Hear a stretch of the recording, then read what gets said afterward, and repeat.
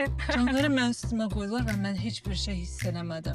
Siz bilmirdiniz ki, belə olacaq. Ki bəlkə mən həmin anda nəyisə buraxdım, nəyisə itirdim. Evdə oturum uşağa baxım, analardan deyiləm. Mamanın belə gözləri böyüyür. Onlar mənə gülürlər. Mən də başa düşmürəm niyə gülürlər mənə. Deyirlər, "Ay, görərik səni, baxarıq." Biz bundan sonra yatmayacağıq. Gözlərim yaşardı. Birdən təzə doğulanda mən istəyirdim evdən qaçım. Azərbaycanlı ana olaraq bunu qəbul eləmək çətindir. Sözü deyən kimi peşman oldum. Yaşadığımız evdən, şəhərdən və məsləhət görürəm gedə bilirsinizsə, ümumiyyətlə ölkədən gedin.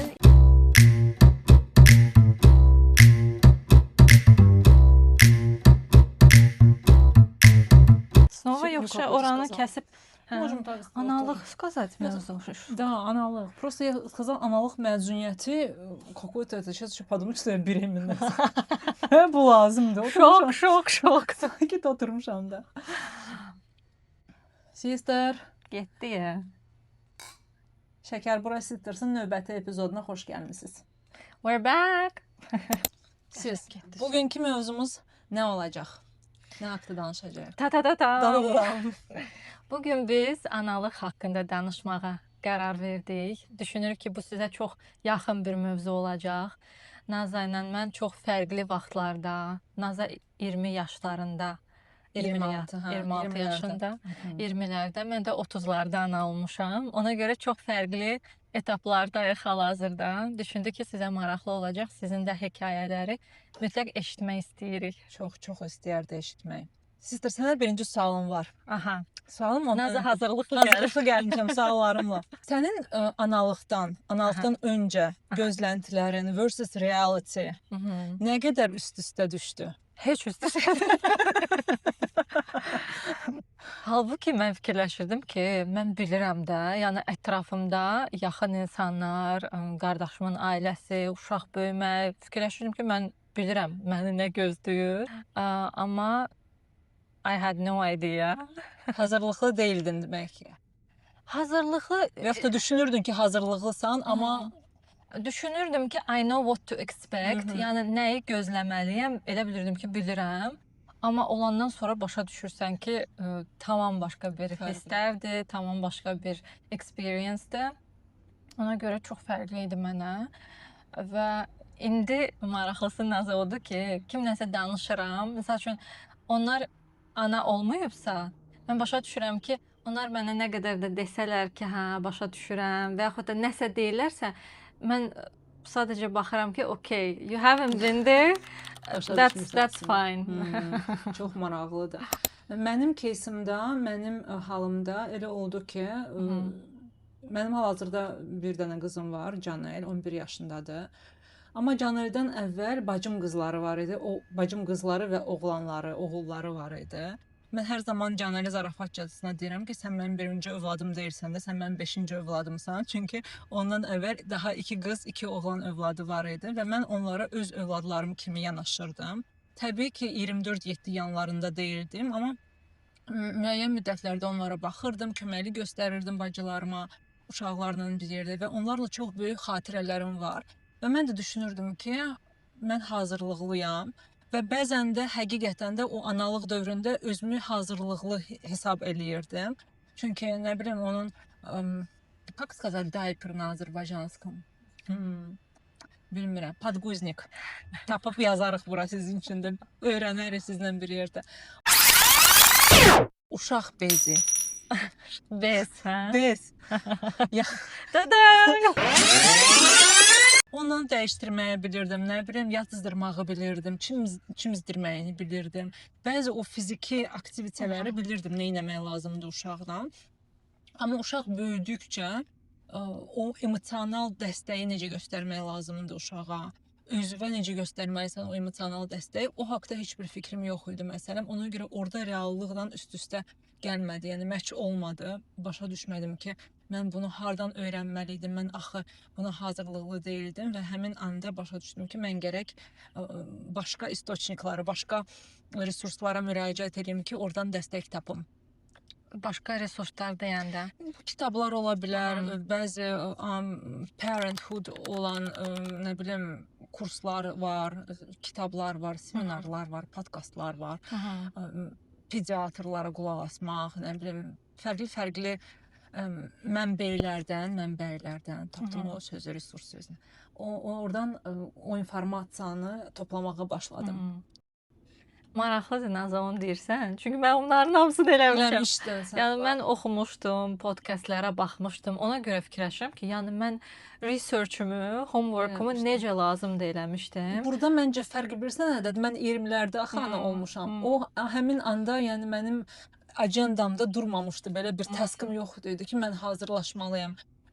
Mənim böyüdüyüm cəmiyyətdə nə idi? Yəni 20-lərdə sən ailə qurursan, daha sonra by default sənin övladın olur və bir şəkildə sən bu övladı dünyaya gətirirsən, böyüdürsən və heç kəs demirdi ki, bunu araşdırmaq olar, oxumaq olar, bunun nə bilim elmi var arxasında. Amma 30-larda məncə artıq sən zehncə başqa bir insansan və hər şey tamamilə fərqli yöntəmdə baxırsan. Ona görə mən düşünürəm ki, bu ondan irəli gəlir sən fərqli yaş dönəmində. Fərqli yaş dönəmində, fərqli mühitdə, terapiya görmüş yaşımda. Sən terapiyadan sonra düzdür, sən terapiyadan sonra ana oldun. Ona görə yəni sən deyirsən ki, fikirləşirəm ki, daha çox hazırlaşa bilərdim. Yəni sözümün canı odur ki, mən daha çox hazırlaşmışdım, amma yenə də when you face the reality, it's totally different. Çünki sən hormonal dəyişikliklərdən keçirsən, sən instinktiv olaraq başqa hisslər keçirməyə başlayırsan. Məsəl üçün hamilə olanda mən crowda girəndə əlim həmişə qarnımda olurdu.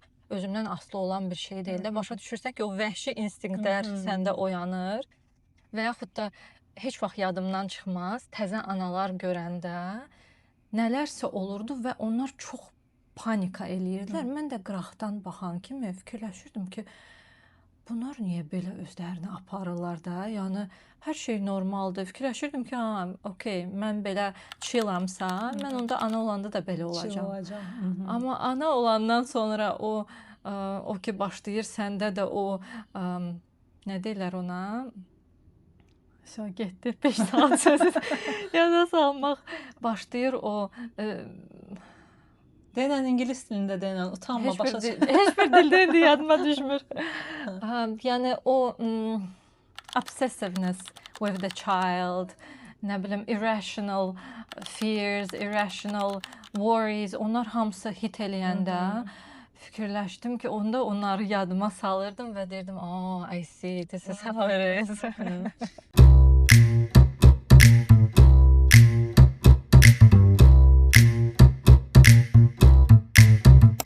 Özünü təsvir eləsəydin, başqa bir insana Şəmsi təsvir eləsəydin ana olaraq nə deyərdin? Şəms necə bir anadır?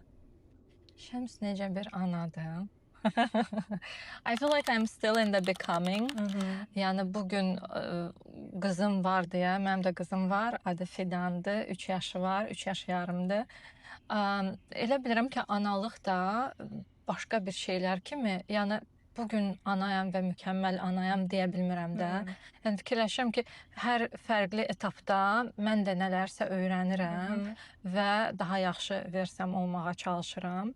Amma geriyə baxsam, 3 il yarımda məncə çox daha yaxşı bir ana yerinə gəlmişəm. Yəni indi özüm içimdə, özümdən rahatam.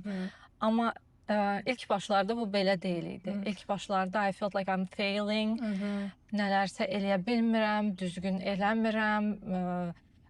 Yəni I really felt that in the beginning. Bəs bu özgüvən sənə təcrübə ilə gəlməyə başladı, yoxsa başqa bir şeylərlə? Özgüvən ilə gəlməyə başladı. Elə bilirəm ki, Naza, əvvəldə ana olanda the whole thing is designed for you to fail. Yəni bu qarmonlar olsun, bu yuxu olsun, bu o deyirəm vəhşi instinkt olsun. Yəni ona görə elə bilirəm ki, təzə ana olanda və əsasən yəni doğumun çətin keçibsə, yəni onda sənin özünü heal eləməyin bir xeyli vaxt alır. Və sən özünü heal eləmək istəyən müddətdə səndən 24/7 asılı olan bir canlı var, bir uşaq var. Sən də ona çox istəyirsən to care for that child. Amma sənin o gücün yoxdur. Sən özünü toparlamağa çalışırsan. Onda belə deyək, blame gəlir, özünü blame eləyirsən, guilt gəlir, özünü günahkar hiss eləyirsən, uşağın qarşısında fikirləşirsən ki, you're failing falan. Amma məncə özünü toparladıqca, yəni it all starts with self-care, I guess, self-love. Özünü toparlayandan sonra o relationship-də düzəlməyə başlayır, uşağı da daha yaxşı anlaya bilirsən. Yəni ona görə fikirləşirəm ki, əvvəldə mən hiss eləyirdim ki, I'm failing. Amma bu qədər kitabları oxumağıma, bu qədər podkastlarıma qulaq asmağa baxmayaraq, həmin anda olanda onu görmürdüm. Yəni o picture-ı görmürsən ki, like, bu həmişə belə olmayacaq da. Onda fikirləşirdim ki, bu həmişə belə olacaq. Həmişə mən fail eləyəcəm analıqda. Heç vaxt mən başqaları kimi yaxşı ana ola bilməyəcəm. Comparison başlayır. Yadımdadır, doğum evindən çıxanda nazə başqa analar da var idi və onlar çıxanda çox yaxşı vəziyyətdə çıxırdılar da. Uşaqları qucaqlarında və s. mən gəzə bilmirdim. Mən katalkada çıxırdım da. Artıq orada mən özümü belə failure kimi hiss eləyirdim ki, necə olacaq bu işin axırı. Məndə də ona bənzər bir təcrübə idi, amma yəni o həmin çıxan anda deyildi, amma nədənsə o baxdığın podkastlar, eşitdiyin hekayələrdə nə danışırlar? Övladın doğulur, onu qoyurlar sənin üstünə, sən baxırsan ona və məhəbbət başlayır. Bir könüldən min könülə sevgi. Canları mənim üstümə qoydular və mən heç bir şey hiss eləmədim. Həmin anda dedim ki, что-то не то. Nəsə məndə düzgün deyil və ilk mənim o məyusluğum orada başladı analıqdakı. Bəs mən gözləyirdim axı indi burada nəsə baş verəcək. Salutlar, feyerverklar, bir şeylər baş verməlidir, amma heç bir şey baş vermədi. Sən bu dürüstlüyü çox dəyərləndirirəm. Çünki səndən başqa çox insan məndən o dürüstlüyü bölüşmürdü də. Ona yəni demirəm ki, başqaları yalan deyir. Başqalarda ola bilsin ki, başqa bir şey olur. Yəni bu qədər dürüst olmağın məncə çox dəyərlidir.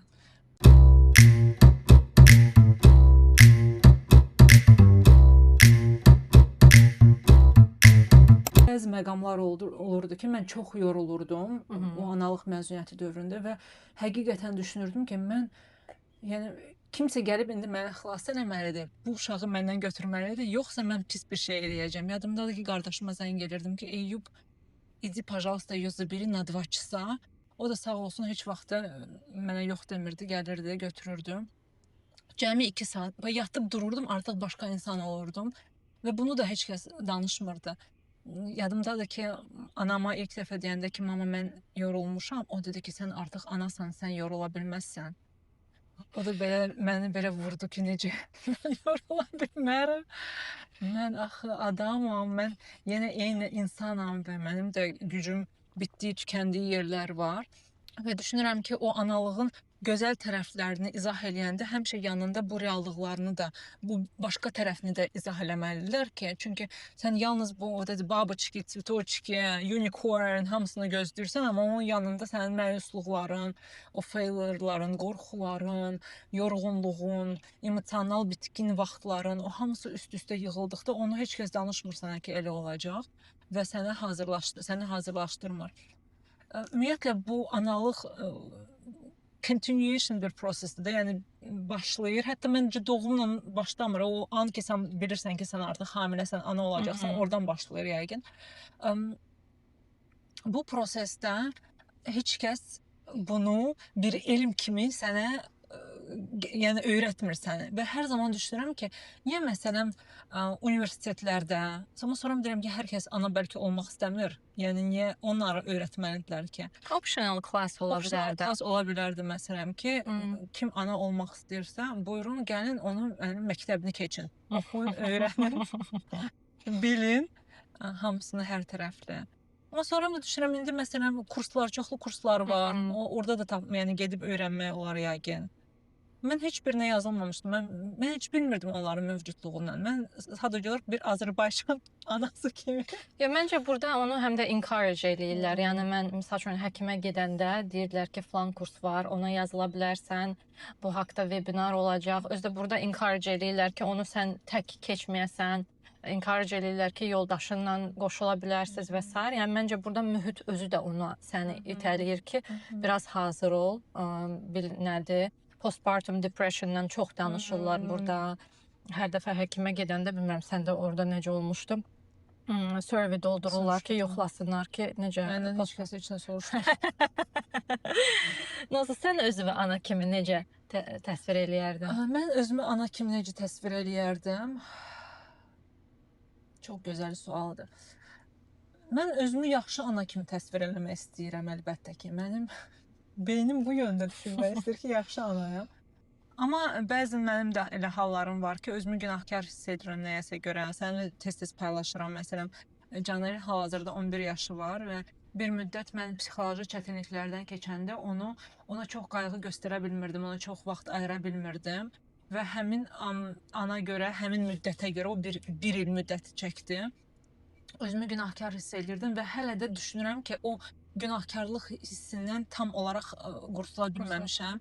Bəzən düşünürəm ki, bəlkə mən həmin anda nəyisə buraxdım, nəyisə itirdim və içimdə o qorxu hər zaman var idi. Hətta Caner balaca olandan düşünürəm ki, belə ana ilə övladın arasında belə nazik belə bir sap var, ip var və o ip çox fragiledir. Bağ var. O bağ istənilən an qopa bilər. Nəyisə deməsən, çatdırmasan, öyrətməsən, başa salmasan o ip qopa bilər, bağ qopa bilər və qopandan sonra onu birləşdirmək çox çətindir.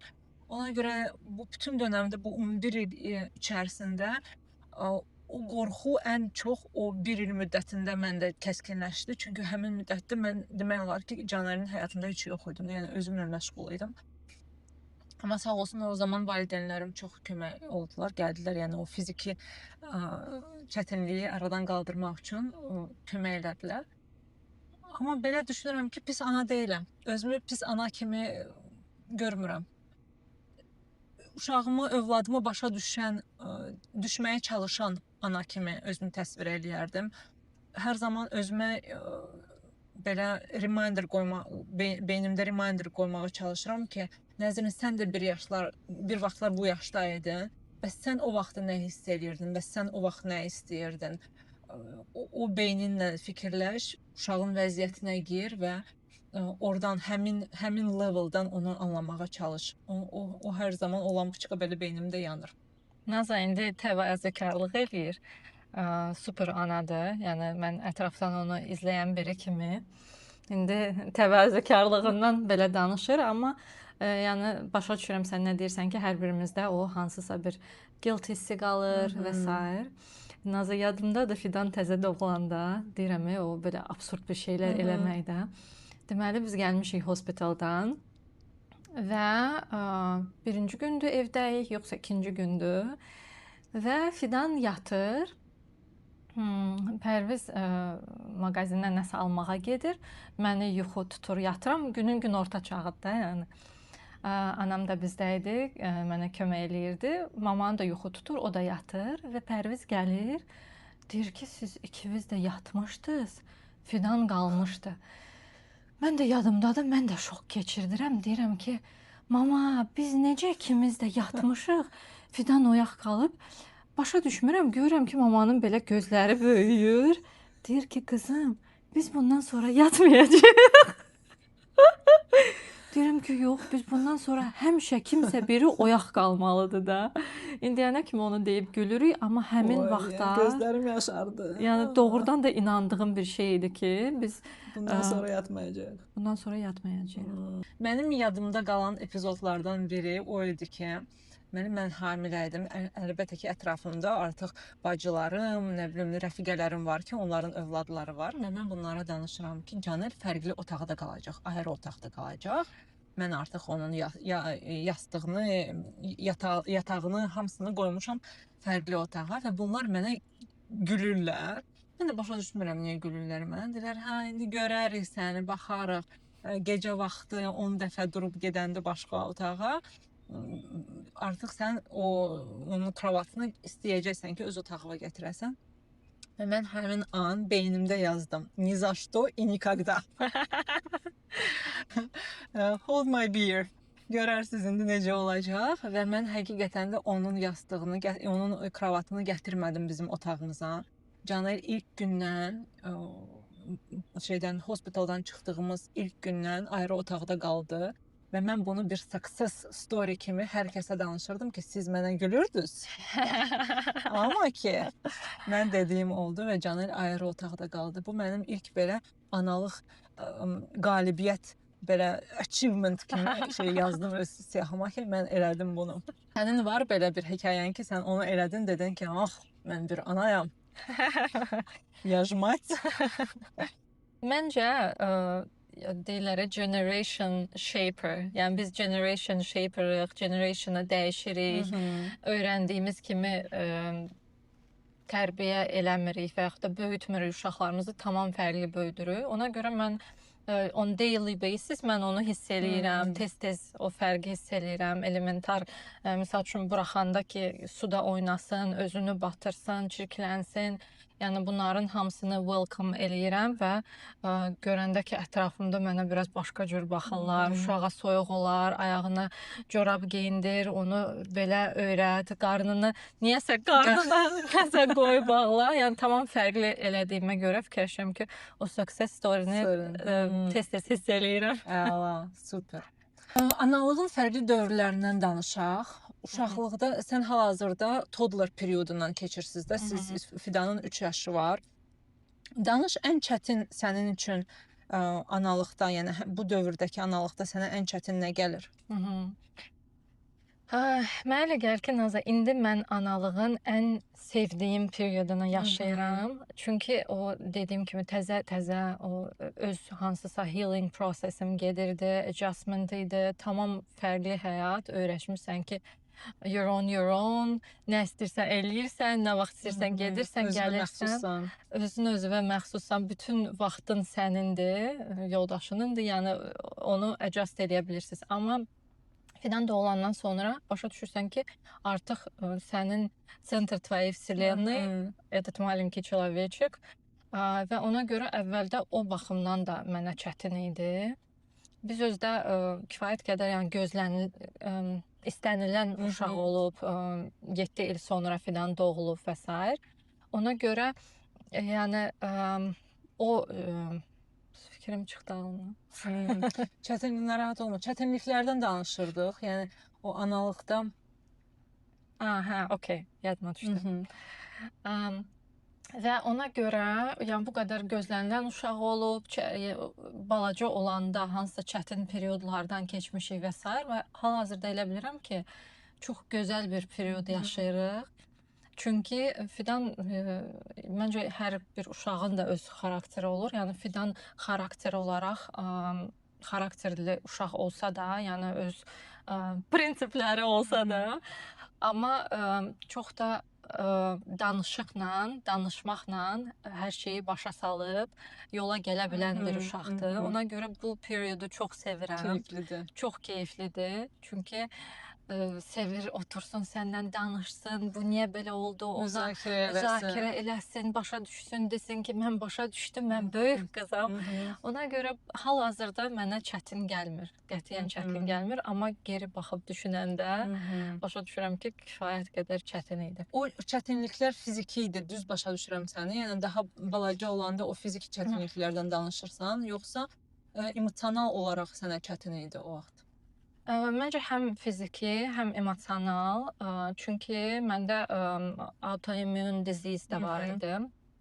Şitavitka Hashimoto. O da sənin çox əhval-ruhiyyəvə təsir eləyir, əsəb sistemə təsir eləyir və doğumdan sonra uzun müddət biz onu həkimlərlə regulate eləyə bilmirdik. Dozanı azaldırdıq, o bir tərəfə oynayırdı, çoxaldırdıq, başqa tərəfə oynayırdı. Ona görə, yəni biz də başdan ayağa hormonal məxluqlar olduğumuza görə o baxımdan mənə fiziki də çətin idi, amma mentally də çox çətin idi, emosional olaraq da çox çətin idi. Hardasa düşünürəm ki, Fidanın 1 yaş yarımından sonra mən artıq başa düşdüm ki, okey, biz indi düzgün istiqamətdə gedirik və mən yəni bu qədər bayaq sözümü ona gətirdim ki, bu qədər gözlənilən uşaq idi, yəni bu qədər arzu olunan uşaq idi, amma Fidan təzə doğulanda mən istəyirdim evdən qaçım və məni heç kəs narahat eləməsin, evə qayıtmaq istəmirdim. Yəni fikirləşirdim ki, ona görə də çox böyük günahkarlıq hissi keçirirdim ki, yəni bu qədər gözləmisən, bu qədər istəmisən, sevirsən də, amma yeganə fikirləşdiyim o idi ki, evdən getmək istəyirəm və məni heç kəs axtarmasın. Yəni yəqin ki, dincəlmək istəyirdim, yəqin ki, hormonlar idi və s. Ona görə, yəni bu qədər postpartum depression haqqında oxumuşdum, amma özüm onu keçəndə başa düşmürdüm ki, mən əslində postpartum depression yaşayıram, amma özüm bunu başa düşmürəm. Bu çox gözəldir ki, sən vurğuladın. Çünki düşünürəm ətrafımızda, cəmiyyətimizdə çoxlu analar var və yaxud ana olmağa hazırlaşan qadınlar var və onlara heç kəs demir ki, sən bu hisslərlə də qarşılaşa bilərsən. Yəni çox arzu olunan bir övladın ola bilər, uşağın ola bilər, onu çox gözləyə bilərsən, çox istəyə bilərsən, amma eyni anda da özü pis hiss eləyə bilərsən, evdən qaçmaq istəyə bilərsən, kimsə sənin yanında daima olsun istəyə bilərsən, uşağınla məşğul olan bir kəsi istəyə bilərsən ki, sənə ümumiyyətlə toxunmasınlar. Yəni bu normal bir hisslərdir. Əgər siz də bundan keçirsinizsə, buradan sizə çox böyük bir, nə bilim, Öpücüklər, support göndərmək istəyirik. qucaqlayırıq sizi. sizi. Bu normaldır. Hər şey keçəcək. İnanın bizə, hər şey keçəcək və sadəcə olaraq özünüzə zaman tanıdın. Özünüzə qarşı daha səbirli olun və sizi anlayan insanlarla özünüzü, ətrafınızı bürüyün ki, onlar sizə dəstək olsunlar bu çətin dövrdə. Amma keçəcək, mütləq şəkildə keçəcək. Bunu heç cür belə tərcümə eləməyin ki, mən appreciate, mən Minnətdarlıq. mən minnətdar biri deyiləm, ona görə naşükürlük kimi qəbul eləməyin. Sadəcə olaraq doğrudan da doğumdan sonra insanın bədənində, beynində, yəni ona chemical level o qədər şeylər dəyişir ki, bu tam normaldır və Nazlı demiş, sonda bu bitəcək, düzələcək, amma özünüzə qarşı onda anlayışlı olun. Ona görə burada deyirlər ki, yəni özün yaxşı olmasan, uşağınla o münasibətin də yaxşı olmayacaq. Ona görə ilk növbədə özünüzü sağaltmalısınız, özünüzü heal eləməlisiniz ki, evladınızla da tamam başqa bir relationship yaransın. Sən Amerikada doğuş eləmisən və burada sənə valideynlərin köməyi ilə bir müddət, qısa müddət anan köməyi ilə, amma daha sonra yəni sən özün Canələ demək istirdim, Fidana baxmısan. Mənim biraz vəziyyətim fərqli idi. Mən Azərbaycanda doğuş eləmişdim və Canəlin 3 ay olanda artıq işə geri dönmüşdüm.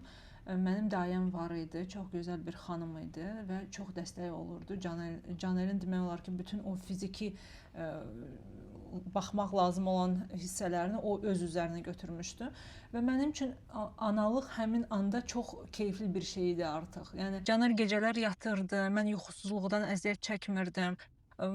Yalnız şənbə və bazar günlərində yəni biraz daha çətin idi, çünki Zaurla ikimiz qalırdıq, amma ondan əvvəlki günlər mən işə gedirdim, qaydanda artıq Canəl belə akuratnenько, çistinько evdə yeməyi var, o yeməyi yeyib saat 8-də gedirdi yatmağa. Yəni çox belə asan idi. Məncə mənim üçün ilk imtahanım biz Amerikaya köçəndə başladı analıq dövrdə. Çünki mən düşünürdüm ki, mən bunu bacaracam təkbətək öz uşağımla, öz övladımla bacaracam yoxsa yox. Və o da mənim bir achievement listimə daxil oldu ki, mən bacardım. Biz birinci dəfə 2 həftəlik, 3 həftəlik Canəllə bura gəldik və mənim burada dayım yox idi, heç kəs yox idi və o 3 həftə bacardım. Maraqlıdır bunu deyirsən, çünki başqa bir ailə ilə danışırdım. Onlar da Azərbaycandan bura köçüblər və 3 evladı var xanımın. Mən ona deyəndə ki, sən özdə yaş fərqləri də azdır uşaqların bir-biri ilə. Ona deyəndə ki, sən bu 3 uşaqla necə bacarırsan? O deyir ki, mən bura köçməyənə kimi mən hiss eləmirdim ki, mənim 3 uşağım var. Çünki ətrafımda ailəmiz, mənim ailəm, yoldaşım ailəm, bəli, nəvələr, babalar, o qədər kömək. mən belə işləmişəm də, oxumuşam da, ancaq bura köçəndən sonra, tək qalandan sonra mən başa düşdüm ki, mənim 3 uşağım var. Ona görə məncə doğrudan da ailənin, immediate family'nin sənin yanında olmayıb da ana olmağı ilə sənin yanında olmaqdan çox Çox böyük bir fərq fərq var. var, çox böyük bir fərq var.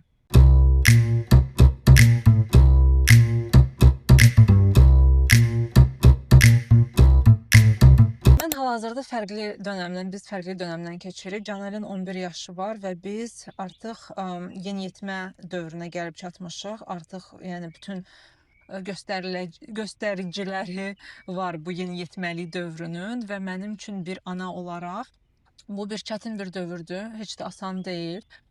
Buna da heç kəs öyrətməyib, hazırlanmayıb və mən bunu hal-hazırda o dərsləri özüm oxumağa çalışıram, tapmaq çalışıram yolunu. Çünki o uşaqlıqdan, lap belə balacalıqdan bu, nə bilim, 8-9 yaşa qədər, 10 yaşa qədər uşaq sənə bağlıdır. O daima səninlə vaxt keçirmək istəyir. O sənin yanında olmaq istəyir. Sən nə edirsənsə səninlə birlikdə eləmək istəyir. O çox həvəslə səninlə, nə bilim, gəzməklərə gedir. Yeniyetmə dövründə bu tam olaraq dəyişir. Hal-hazırda mən daima Canellə vaxt keçirmək istəyirəm, o isə istəmir. Biz ona deyirik ki, gəl gedək ora, gəl gedək bura və o çox seçicidir. Yəni hər yerə getmir bizlə. Dünən məsələn Pərvizin ad gününə gəlmişdik və deyirəm ki, Canel geyin, gedirik ad gününə. Əvvəlcə dedi ki, ha, Pərviz, sure.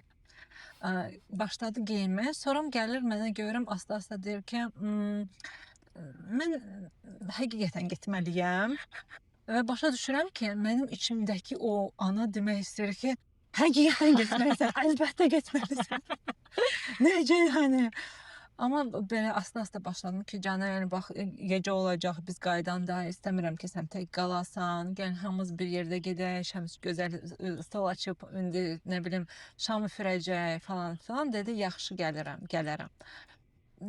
Amma bəzən yəni bu successful olmur. Nə qədər də desəm deyir ki, yox, mən evdə qalacağam, mən istəmirəm.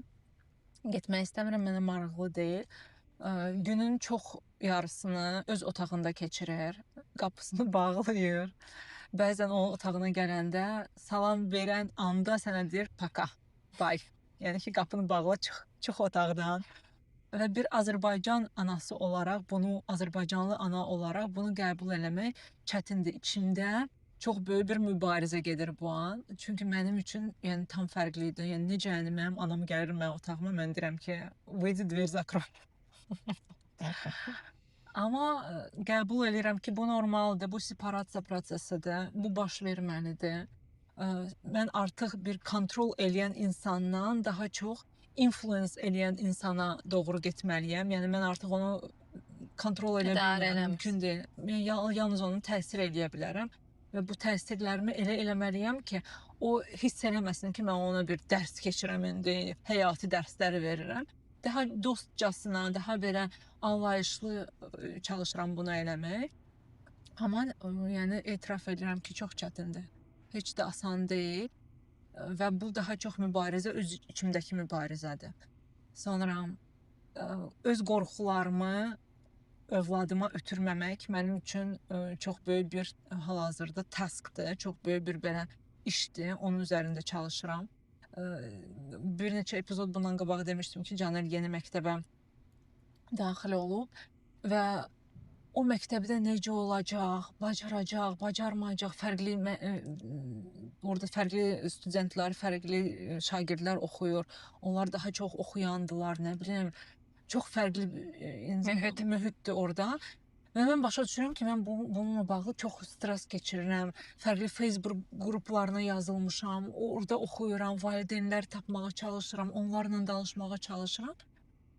Və Canel gəlir mənə deyir ki, mama, nə edirsən? Mən də deyirəm ki, hey Canel, burada Facebook qrup var, mən oraya yazılmışam, orada deməli həmin məktəbdən valideynlər var. Deyir ki, nə edirsən ki sən onu? Deyirəm, necə, yəni bilim də birdən sənə emosional olaraq dəstək lazım olacaq, mən bilim necə sənə kömək edir. Belə baxdı mənə, dedi ki, mamaçka, mən perjivət eləmirəm, sən niyə perjivət eləyirsən? Və həmin an başa düşdüm ki, əslində mən stres eləyirəm, o heç də stres eləmir.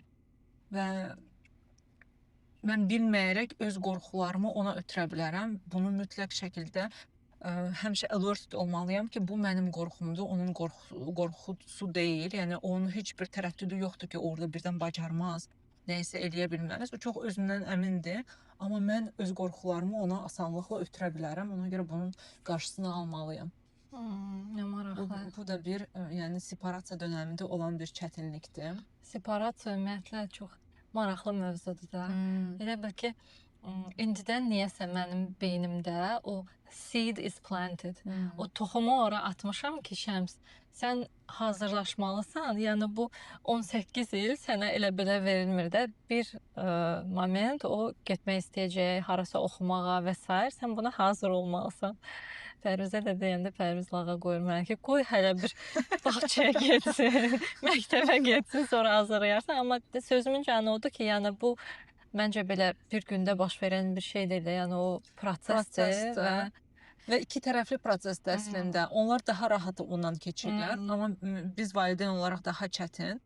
Bir də məncə cəmiyyətdən cəmiyyətə bir fərq var. Amerikada bu çox normal qəbullanır. Yəni burada məktəbdən belə başlayır anlatmağa ki, sən 18 yaşın olanda sən evi tərk etməlisən. Yəni valideynlərin də o anı gözləyir. Öz ayağının üstündə durmalı. Öz ayağının üstündə, öz evi kirayə götürməlisən, iş tapmalısan, özün öz xərclərini ödəməlisən, öz universitetin pulunu ödəməlisən, hər şeyi sən özün eləməlisən və həm valideynlər, həm uşaqlar buna ilk başdan hazırlıqlı olurlar. Versus bizim cəmiyyətdə məncə çox fərqlidir. Bizim cəmiyyətdə deyəndə mən yalnız Azərbaycanı deyil, daha böyük əhatə eləyən yeri nəzərdə tuturam. Dünənmi, yox, 2 gün bundan öncə keçmiş menecerımla danışırdım. Səhər xanım, bilmirəm, baxarsınız nə vaxtsa buna yoxsa yox. O türkdür və onunla danışanda deyirdim ki, mən hazırda life coachinglə məşğul olaram, bu çox remotedur. Yəni mənə iş üçün yalnız telefon lazımdır ki, mən müştərilərimlə əlaqədə olum. Qulaq astı, mənə dedi ki, nə gözəl, bu deməkdir ki, yarın o birisi gün Caner harasa bir gedəndə, oxuyanda sən də onunla gedə bilərsən. Və başa düşürəm ki, bu çox normaldır bizim cəmiyyətimizdə ki, sənin övladın harasa gedir oxumağa, sən də onun dalıyca gedirsən. Sənin övladın 30 yaşında, 35 yaşında, 40 yaşında, sən də onun dalıyca gedirsən və hər yerdə sən ona dəstək olursan. Amma özümə də bir qalıcığı götürdüm ki, mənim ağlımda o fikir yox idi. Mən Caner'i göndərəcəm. Mən onun arxasıca getmək kimi fikir yoxdur və düşünürəm ki, bu ondan irəli gəlir ki, mən artıq o separasiya prosesinə daha öncədən başlamışam və özümü hazırlamağa başlamışam buna.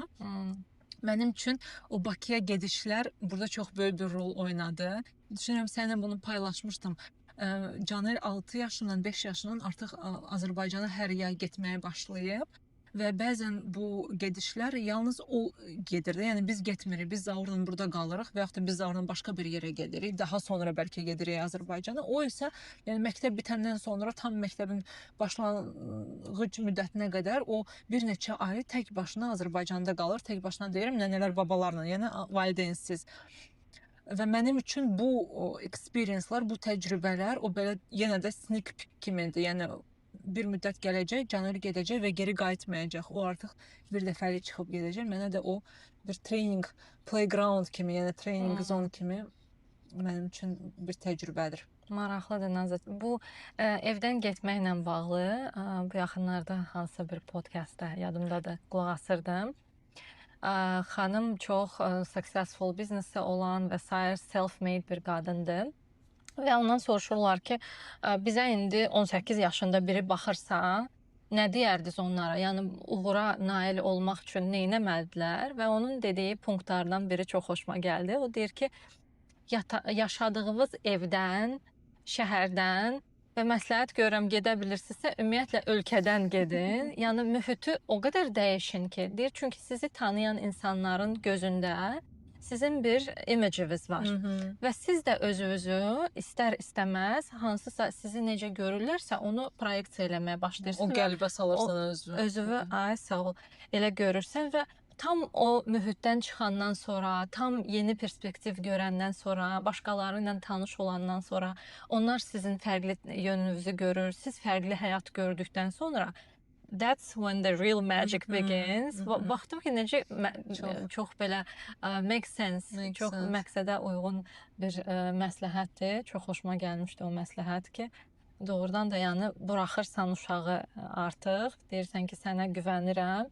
Yəni bir valideyn olaraq həmişə istəyirsən ki, uşağı protect eləyəsən, qoruyasan, amma onlar özləri hansısa səhvlər eləməmiş, başı daşa dəyməmiş, təəssüf ki, öyrənmirlər və burada bizim rolumuz yəqin ki, ancaq onların yanında olmaqdır, buraxmaqdır, onlara inanmaqdır və ondan öncə onlara hansısa toollar verməkdir ki, mən hər zaman deyirəm ki, mənim üçün successful analıq odur ki, yəni mənim övladımın belə bir boksu var və mən o boksa fərqli instrumentlər qoyuram da ona və o boksu götürəcək, bir gün çıxıb gedəcək və onu həyat boyunca daşıyacaq. Artıq mən onun yerinə o fərqli şeyləri düzəldib, başa salıb, fərqli vəziyyətlərdən necə çıxış yolu tapmaq lazımdır, izah eləməyə mənə ehtiyacı olmayacaq.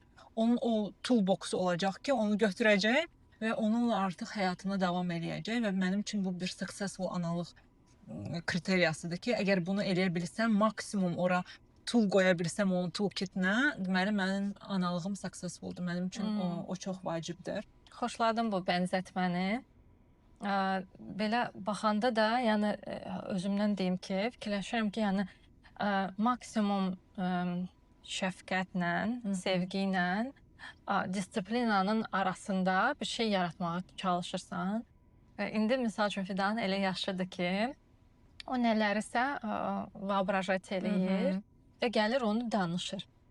Elə bil ki, yalanla doğrunun qranın hələ görmür də, görmür, başa düşmür. Mənim üçün indi o çox vacibdir ki, ona əşi, nə danışırsan reaksiyası yox, bəli, səni eşidirəm reaksiyası verim. Həm də inandırım ki, yəni mən buradayam, nə olsa o trust'ı yarada bilim. Bu yaxınlarda gəlib danışır, bir şeydən şikayət eləyir. Deyirəm ki, yaxşı, mən danışarım. Bağçadakı müəlliməsindən deyir ki, dedim, yaxşı, mən danışarım, narahat olma. Amma danışdıq bu кейsi ki, o sənə nəyə görə belə dedi, sən neynədin? O deyir ki, mən su ilə oynamaq istəyirdim. O mənə dedi ki, su ilə oynamaq olmaz. Sən əgər bir də o suyu götürmək istəsən, mən sənə oradakı stola otuzduracam, sən gərək da oynamayasan, oturub stoldan baxasan. Deyirəm ki, yaxşı, Fidan, biz danışarıq. Nəysə, gəlirəm bağçaya, müəlliməsinə deyirəm ki, belə-belə də, bəs eşitdim ki, Fidan su ilə oynamaq istəyib, amma su ilə oynamaq olmazdı və siz onu demişsiniz ki, stola oturur. İstəslə müəlliməsi deyir ki, Fidan, sən mənə deyəsən incimisən, amma incimək lazım deyil də, su ilə oynamaq olmaz və s. Sonradan Pərvizlə də bunu danışırıq ki, yəni o trust'ı, əgər o güvəni bir moment itirsən, ki, yox, sən bunu belə eləməməliydin, sən elə eləməməliydin. Onda fikirləşirəm ki, hansısa moment artıq o uşaq gəlib mənə heç nə danışmayacaq da. Ona görə mənim üçün hal-hazırda ən yəqin ki, vacib məqamlardan biri o güvəni yaratmaqdır ki, nə olursa olsun. Yəni bəzilərini bilirəm ki, mən o uydurub nələrsə danışır, çünki başa düşmür nə reallıqdır, nə yalandır. Amma o trust mənim üçün hal-hazırda belə çox böyük punktdur. Çox gözəl məqama toxundun və bu həqiqətən də bizim nervous systemdir də, yəni o öyrənir. O uşaqlar çox şeyi bizim sözlərimizlə yox, bizim davranışlarımızla öyrənir və o əgər gəlib sənə öz ağrısını danışırsa, sənə şikayətini bildirirsə və səndən o reaksiyanı alırsa, yəni mən səni başa düşdüm, Fidan sən dedin mən danışaram və o gördü ki, sən getdin danışdın. Bu artıq onun beynində bir informasiya yazılır, yəni bir proqram yazılır orada ki, okey, mənim çətinliyim oldu, mən gəldim, anama danışdım, anam mənə qulaq asdı, validate elədi mənim hisslərimi və mənə bir dəstək formasında orada çıxış elədi. Artıq o bir proqram yazıldı, bu kirpiçik vstavılsa tam ora lazım olan yerə.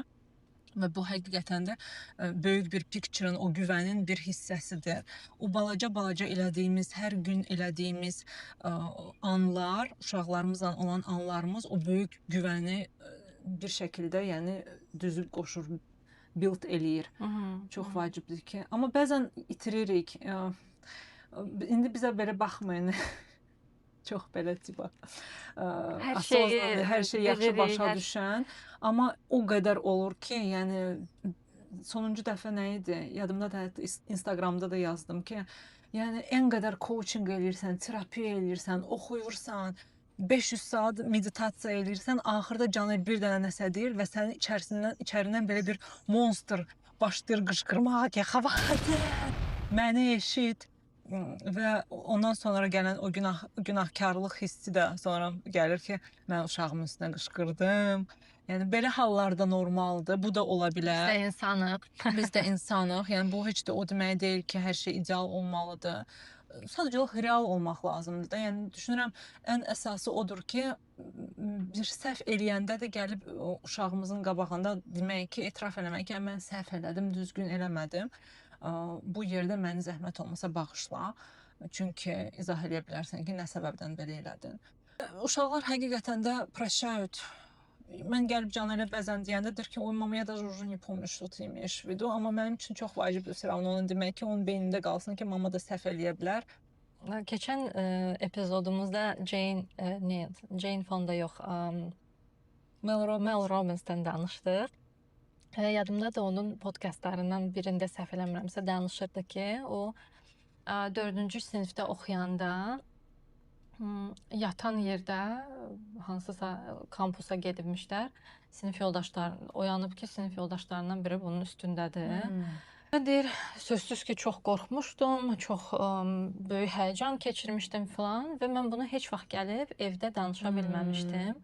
Çünki mənə nə reaksiya verəcəklər, günah kimdədir, nə baş verdi, onu heç vaxt yəni bilmirdim nə reaksiya olacaq. Ona görə mən bunu heç vaxt bölüşə bilməmişdim. Və orada ona səhv eləmirəmsə hansısa psixoloqdan bu haqqda danışırdı. O deyirdi ki, əslində yəni sənin oyanıb da onu görməyin üstündə o qədər də sənin üçün problem deyil idi. Məhz bu hissləri bölüşə bilməməyin, bunu interpretasiya eləyə bilməməyin səndə o travmanı yaradıb ki, hal-hazırda yəni az qala 60 yaşında qadındır və o səhnəni yenə də yadında saxlayır. Ona görə fikirləşirəm ki, övladlarımızla güvən hissini yaratmaq çox vacibdir. Amma sən demiş, biz də insanıq, olur ki, nələrəsə başqa cür reaksiya veririk. Razıyam. Bir də məncə o uşaqların da fərqli dönəmlərində, məsələn, hal-hazırda Canələ desən, bəzi şeylər var ki, o gizlədir. Və mən bilirəm ki, o gizlədir. Amma mən onu da normal qəbul etməyə çalışıram. Çünki başa düşürəm ki, o artıq məndən ayrılmaq istəyir. Və bəzi şeylər var ki, mən ancaq rəfiqələrimlə müzakirə etmək istəyirəm, səninlə müzakirə etmək istəmirəm və mən buna hörmətlə yanaşmalıyam, normal qəbul etməliyəm ki, okeydə, yəni bunu mənim üçün danışa bilmir. Mənim üçün əsas odur ki, o bilsin ki, əgər istəsə danışmağa, onu qulaq asan bir insan var, onu qulaq asan bir anası var, onu eşidəcək bir anası var. Amma nəyisə danışmaq istəmirsə, bunu da normal qəbul eləmək, o da çətinlikdir, bilirsən. Bəzən özümdə içimdə deyirəm ki, baxsa, nəsə orada baş verdi, deməli bu mənə danışmadı.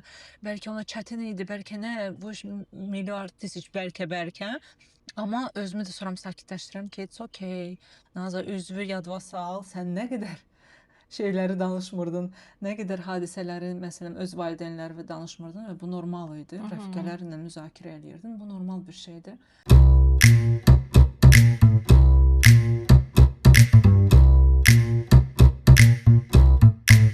Nazə, bəs sən hansı moment başa düşdün ki, məsəl üçün sənə rahatdır analıq?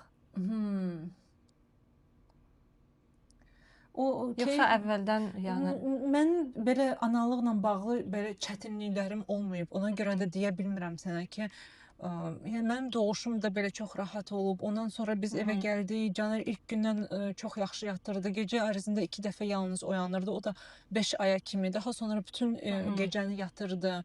Yəni belə də olur. Belə siz də fikirləşmişsiniz ki, hamısı pis olur. Yəni elə deyil. Yəni siz məndə çox rahat keçib o hamısı.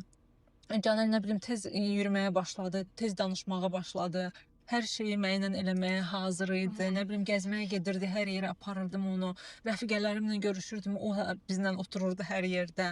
Yəni çox belə keyfli analıq dövrüm olub. Yalnız o çətinlik olan o bir ildə, hardakı psixoloji çətinliyim var idi. Yalnız orada yəni özümü я чувствовала, что я себя заставляю bəzi momentlərdə. Çünki uşaq gəlir və sən heç bir şey içində hiss eləmirsən, amma sən ona nə bilim deməlisən, nəsə səndən nəsə gözləyir, nəsə istəyir və sən ona çatdırmalısan onu. Orada yalnız hiss elirdim ki, mənə çətindir. Amma ondan əvvəl bütün dönəmdə keyifli idi düşünürəm. Sadəcə olaraq bəzi şeylər var idi ki, onları bilmirdim. Öyrənirdim, yolda öyrənirdim, prosesdə öyrənirdim. Düşünürdüm ki, kimsə yanımda olsaydı, bəlkə desəydi mənə bundan öncə, bəlkə daha rahat olardı, amma heç də çətin deyildi. Bir epizodu da danışmaq istəyirəm, bu epizodu sən bilirsən. Caner ilə qayıdırıq, deməli, hospitaldan çıxırıq. Zaur gəldi, bizi götürdü, gəlmişik evə. Anam evdədir, yemək pişirib və anam gəlib ki, mənə kömək eləyəcək. İndi ilk, nə bilim, yarım saat içində Caner batırdı. Подгузникini dəyişdirmək lazımdır. İndi mən anama deyirəm ki, tak, mamiçka, мы сейчас идем менять Caner. Anamın gözlərini görürəm, belə böyük gözlərini, içi doldu qorxu ilə və mənə əlimdən belə tutub deyir ki, Nazа, а может быть не надо? Deyirəm, mama, что значит может быть не надо? Deyirəm, может быть она не хочет. Gülmürəm, целуем var. Целую тебя, мамочка.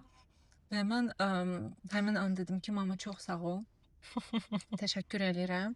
Bundan sonra yaşamaz bırakırsın. Sağ ol. Və mama getdi. Amma yenə də yəni çox balaca olanda Canel, mama da bilirəm ki, çox qorxu ilə, yəni artıq böyük bir vaxt keçmişdi. Yəni sonuncu dəfə bizi böyütmüşdü. Ondan sonra heç bir təcrübəsi olmayıb. Onun üçün çox böyük bir stres idi. Amma daha sonra biraz Canel'i tanıyandan sonra, daha rahat olandan sonra artıq mama çox mənə kömək elədi. Yəni ona qoyub gedə bilirdim rahatlıqla. Bizdə bilmirəm, mama həkimdir deyə bəlkə daha soyuqqanlı idi. Yəni deyirəm də, o biz panika eləyəndə o belə baxırdı ki, görürsən biz niyə panika eləyirik? Mama çox mənə kömək oldu, qaynanam çox kömək oldu, Reyhan xala kömək oldu. Ona görə o güvənli kömək olanda da yanında, məncə o da çox böyük bir faktordur. Çox dəyişir analığı və məndə amma yadımdadır bir gün ad günü müydü, yoxsa nə idi? Deyəsən ad günü müydü? Fidanın 1 yaş 3 ay idi. Nəsə oturmuşdum, yenə çox özümü yorğun hiss eləyirəm və anama deyirəm ki, ana, mən çox istəyirəm ki, Fidan tez böyüsün. Yəni elə bir yaşda olsun ki, mən onunla danışa bilim, nələrsə absurdasiya eləyə bilək. Belə çünki çox yoruluram. Belə yəni mən o bütün günü evdə oturum, uşağa baxım, analardan deyiləm deyəsən. Və buna görə də hansısa bir günahkarlıq hiss eləyirdim. Onda sözü deyən kimi peşman oldum.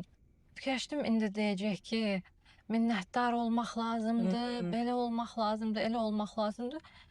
Çox yaxşı yadımdadır ki, belə anam bir poz oldu ortada, dayandı, belə baxdı mənə, dedi, mən səni başa düşürəm. Məndə də elə olmuşdu. Mənə də əvvəllərdə çox çətin idi. Mən də istəyirdim ki, kimsə gəlsin, uşağa baxsın. Mən hər şeyi eləyərəm, amma kimsə uşağa baxsın. Onda belə, necə nəfəs aldım ki, wow, necə gözəldir səni başa düşəndə və sənə belə o hisslərimi təsdiqləyəndə, belə olmalısan, elə olmalısan, necə yəni o günahkarlıq hissini mənə bürüməyə yox, tam tərsinə anlayış göstərəndə necə özünü gözəl hiss eləyirsən. Çox gözəl bir hiss idi. Yadıma gəldi bir epizod. Deməli, mən Coca-Cola'da çalışırdım və dünyaca Coca-Cola'da çox mühüm bir rolda, vəzifədə olan bir xanım gəlmişdi.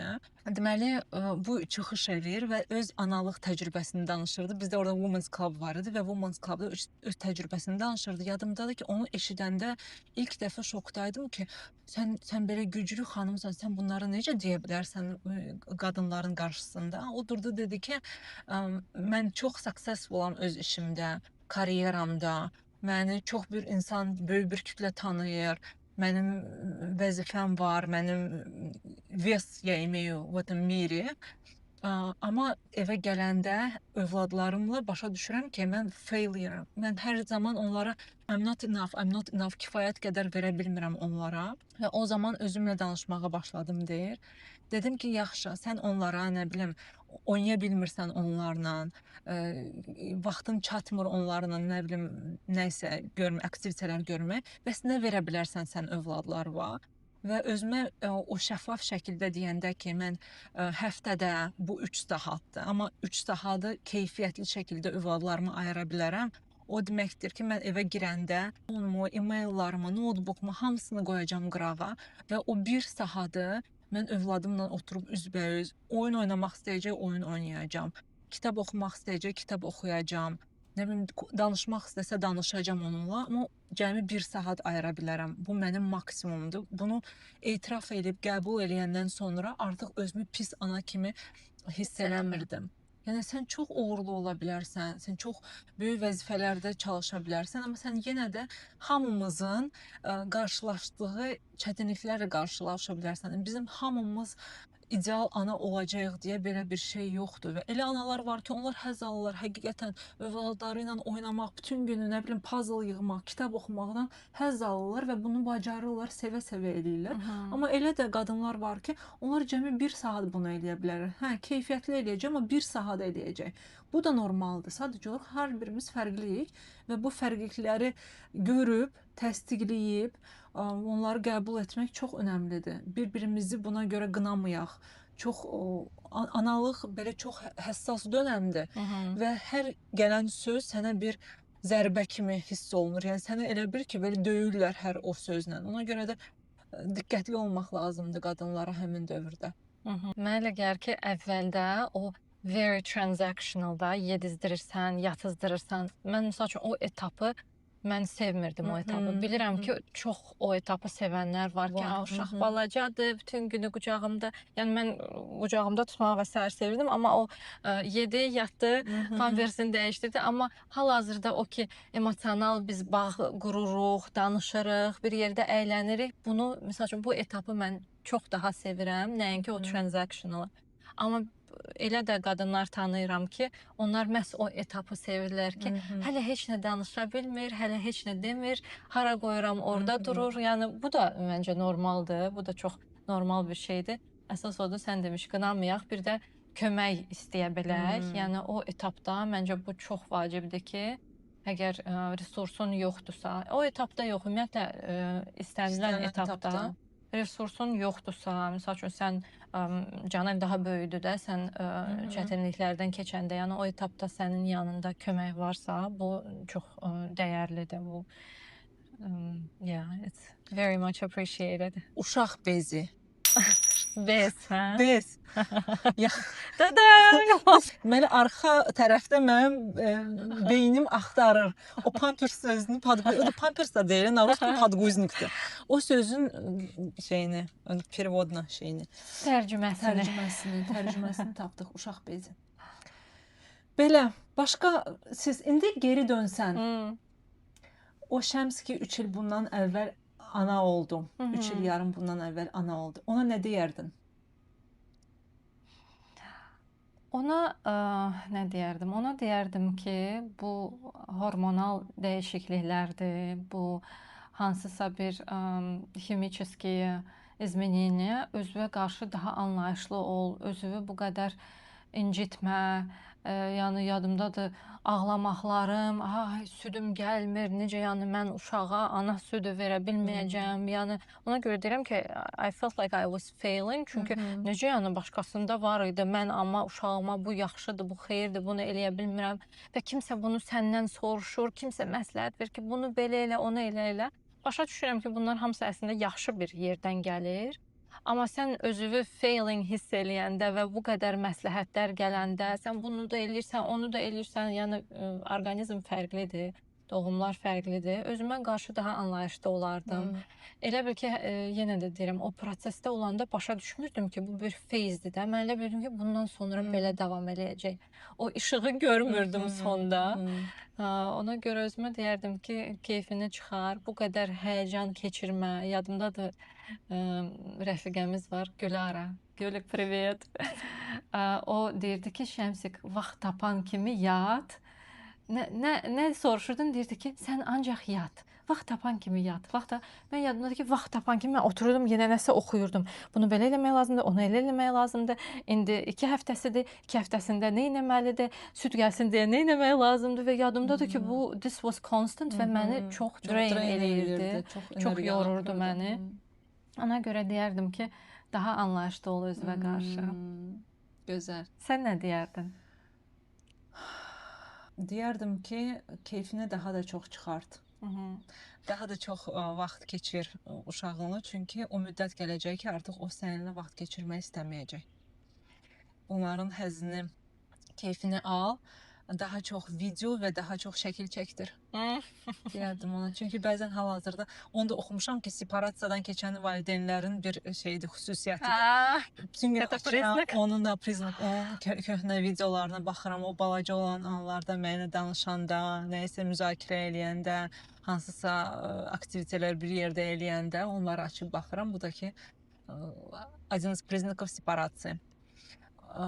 Və onu deyərdim ki, daha çox keyfini al. Daha çox həzz al bundan, prosesdən. Mənə elə gəlir, burada partnyorun da çox böyük rolu var da. Mən yadımdadır ki, birinci dəfə biz Pərvizlə bu haqda danışanda, Pərviz dedi ki, arada bilirsən, mən də içimdə o his var da, arada qaçmaq istəyirəm. Və Pərviz dedi ki, bilirsən, arada klozetimiz var. Qarderobna. Pərviz deyir ki, mən bilirsən, arada gedirəm orada gizlənirəm, uzanıram orada. Arada qaçmaq istəyəndə, yəni mən hələ ona heç nə deməmişdim ki, mən qaçmaq istəyirəm, arada evə gəlmək istəmirəm falan. O dedi ki, Şəms, arada, yəni o qədər Fidanı çox sevirəm, o qədər ona baxanda içimdə xoşbəxtlik keçirdirəm. Amma arada da istəyirəm gedim, girim qarderobnaya, qapını bağlayım, oradan saatlarla çıxmayım. O onu danışanda yadımdadır ki, o birinci bizim belə söhbətimiz idi.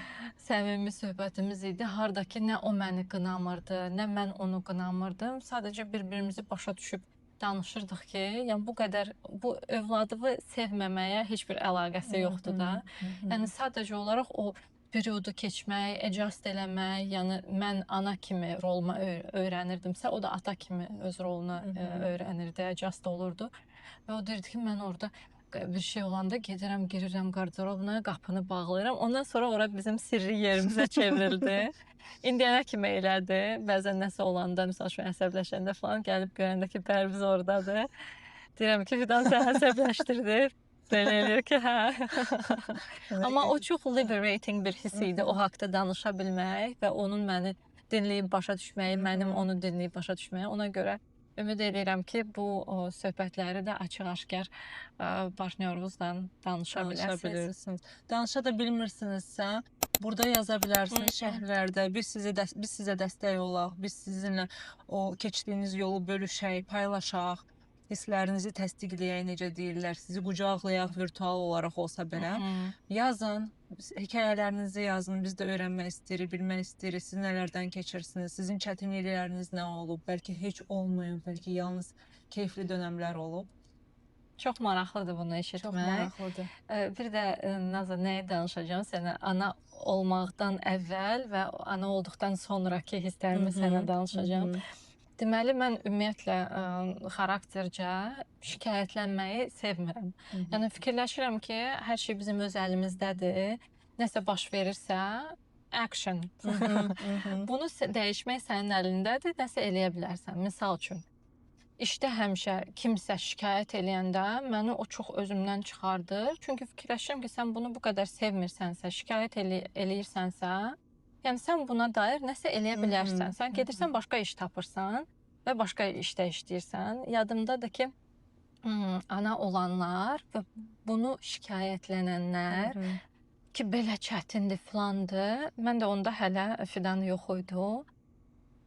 Mən də belə baxırdım ki, deyirdim ki, bəs siz bilmirdiniz ki, belə olacaq. Yəni, çox belə jistoki отношениям var idi.